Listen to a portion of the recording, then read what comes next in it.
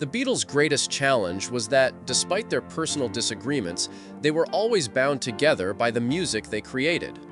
They devoted themselves to it, constantly searching for songs worthy of release. Over time, however, each member developed his own vision of what good music meant, and this divergence ultimately pushed the band apart. For any reunion to have been possible, their musical philosophies would have needed to align again. Yet, as their later solo careers clearly showed, each of them pursued different creative directions and held distinct views on artistry. This made it almost impossible for them to return to the point where, as George Harrison once explained, they could reunite purely for the sake of the music. Such a scenario would have required a complete shift in mindset from each member. That raises an intriguing question. What period of the Beatles did Harrison himself regard as the best? When reflecting on the band's catalog, he explained that he didn't attach strong feelings, positive or negative, to specific records, as his memory was more about the overall journey than isolated chapters.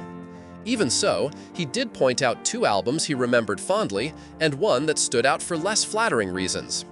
Harrison mentioned that Rubber Soul and Revolver had left him with a positive impression, noting that each release brought progress and something worthwhile.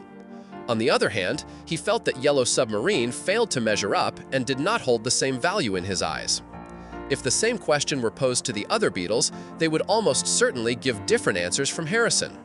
And perhaps that very lack of consensus explains why a true reunion was never in the cards.